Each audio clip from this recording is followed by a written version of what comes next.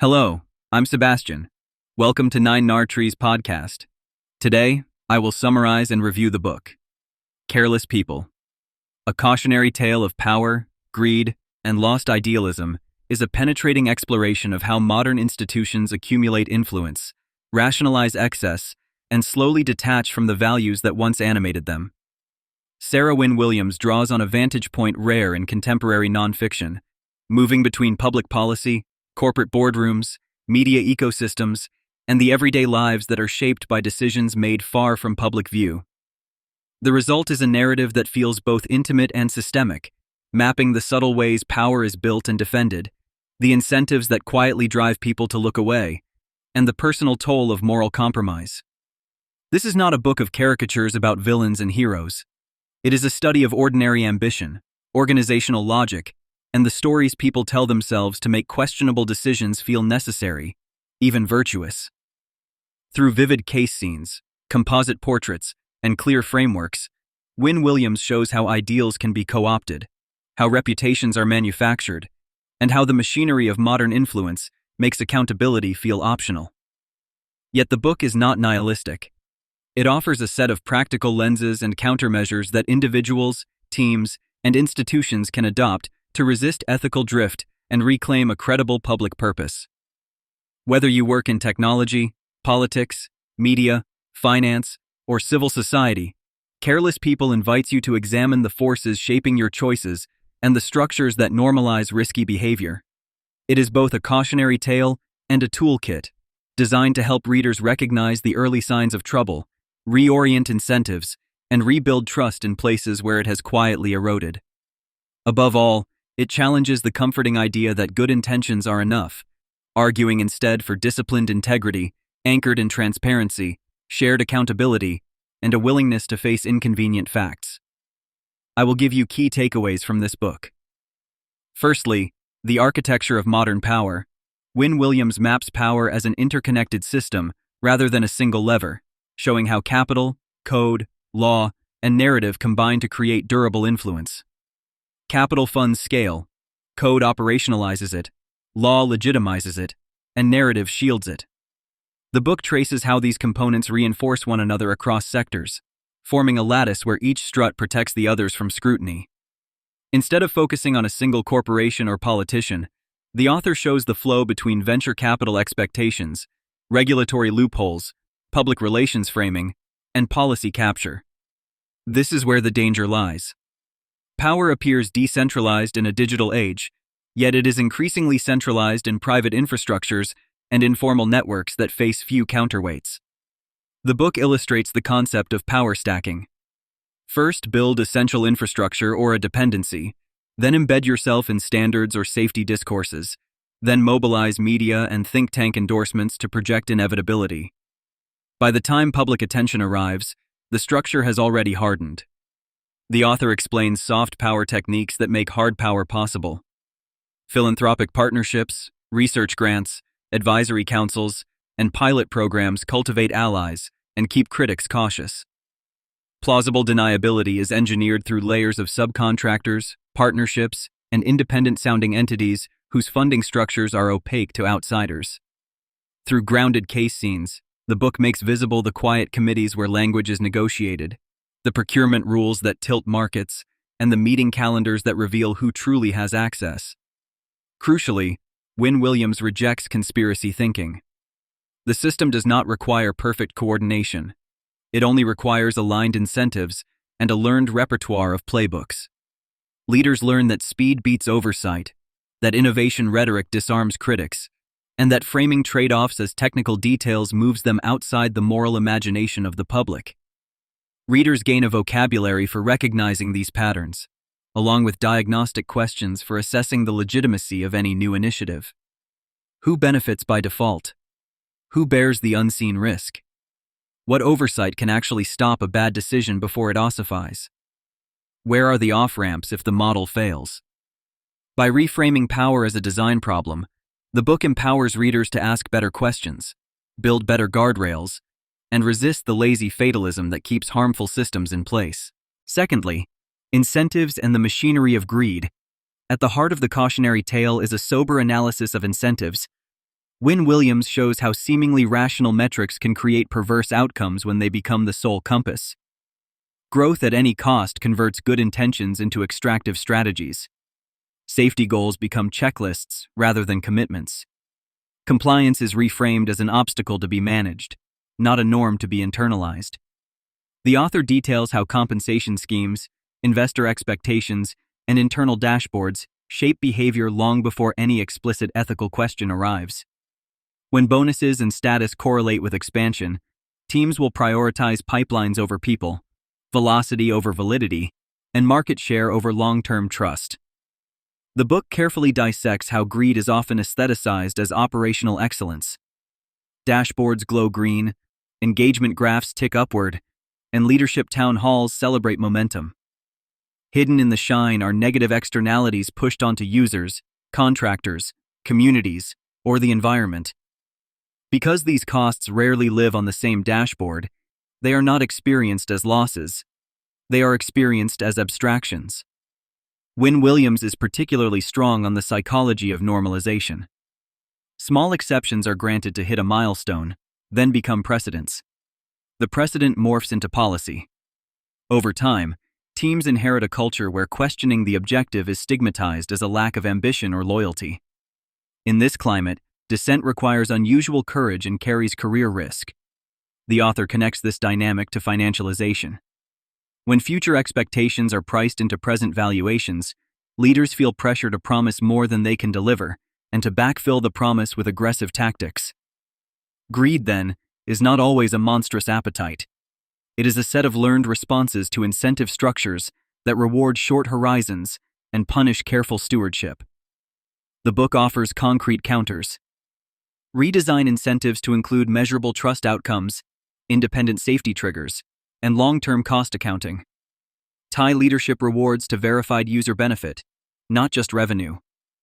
Fund internal red teams with veto power tied to pre-agreed criteria. Make external audits non-negotiable, and publish response plans with dates and owners.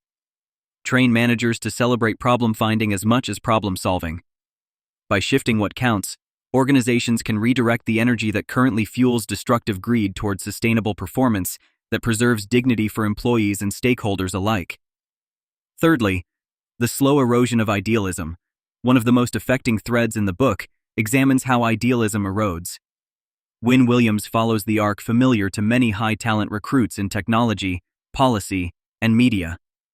People join with a sense of purpose, drawn by missions that promise public benefit and personal growth. Early wins feel exhilarating.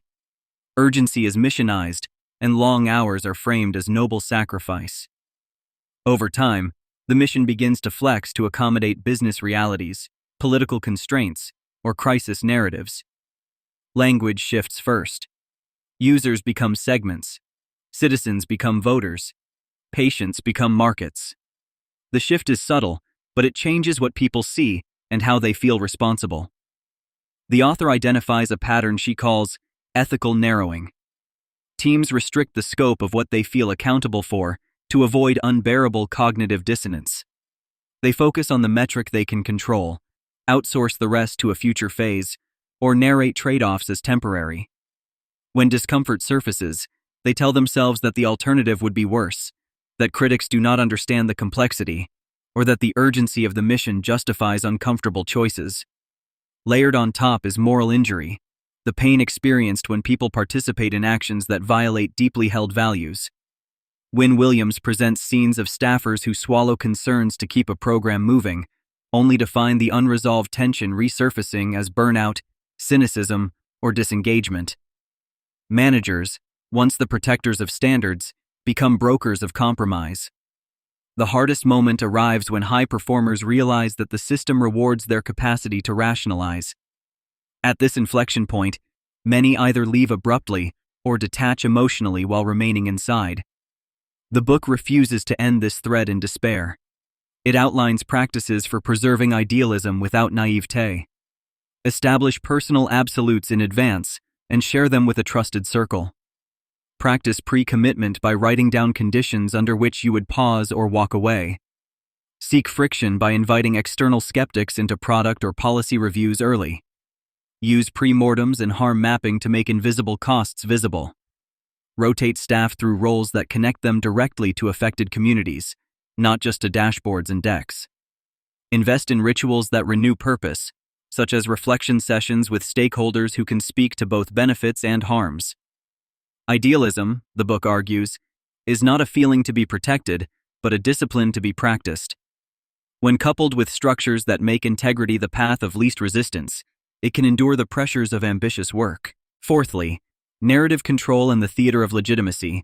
Careless People exposes how stories are engineered to win time, de-risk scrutiny, and manufacture consent. Wynn-Williams unpacks the interplay between crisis communications, think tank white papers, selective transparency, and strategic philanthropy. The goal is often not to falsify reality, but to direct attention to a curated slice of it. When controversy erupts, leaders adopt a familiar choreography. Announce a task force, commission a study with a safe mandate, release partial data framed as comprehensive, and seed op-eds that reframe the debate. By the time independent investigators gather facts, the temperature has cooled and the public has moved on. The book details how legitimacy is borrowed from institutions that appear independent but rely on funding or access that temper their criticism. Advisory councils are formed with respected names, yet their remit is narrow and their recommendations non-binding. Safety audits are conducted by vendors who optimize for speed and deniability. Town halls are staged with carefully screened questions. User forums are used as signaling devices rather than decision engines. Wynn-Williams is equally clear-eyed about media dynamics. Outlets under resource pressure may rely on pre-packaged narratives, expert lists built by public relations, and embargoed reports that set the frame. Social platforms amplify emotionally charged takes, incentivizing polarization over nuance. In this environment, a well-funded narrative machine does not need to win the argument on the merits. It only needs to keep the controversy contested long enough to avoid decisive regulation, contract loss, or leadership change. The author also explores how legitimacy theater appears inside organizations. Internal decks celebrate compliance milestones without disclosing scope limitations. Risk registers exist, but lack teeth. Leaders invoke confidentiality as a shield against colleagues who ask hard questions. The book offers a counter-strategy based on radical clarity. Make disclosures legible, not just technically complete. Publish the scope, methods, and limitations of any study alongside the results. Invite independent observers to key decision meetings and document dissenting views. Fund independent journalism and watchdogs without strings. Reward leaders who willingly surface uncomfortable evidence. Normalize the sentence "we do not yet know, and here is how we plan to find out." When narrative becomes a space for truth-seeking rather than reputation management, organizations earn trust the hard way, which is the only way it lasts. Lastly, paths to accountability and renewal. After diagnosing the patterns, Wynn-Williams turns to reconstruction. Accountability in this book is not punishment alone. It is the design of systems that make good behavior likely, risky behavior visible, and harmful behavior stoppable. The author outlines a layered approach. First, align incentives. Tie leadership rewards to multi-year outcomes that include trust, safety, and stakeholder benefit. Require independent assurance for claims that materially affect users, markets, or public policy. Second, strengthen governance. Seat independent directors with domain expertise in ethics, safety, and public interest. Create board committees with veto authority over high-risk launches using predefined red lines. Third, empower voices. Establish protected channels for dissent with guaranteed response timelines, external escalation options, and anti-retaliation enforcement. Move away from anonymous suggestion boxes toward structured speak-up processes with audit trails and public metrics. Fourth, transparency by default. Publish risk taxonomies, safety postures, and incident reports with clear remediation plans. Share negative findings as a sign of maturity rather than weakness. Fifth, community accountability. Invite civic groups, affected users, and independent researchers into standing advisory councils with real influence over priorities. Allocate budgets for community experiments and honor what is learned even when it complicates strategy.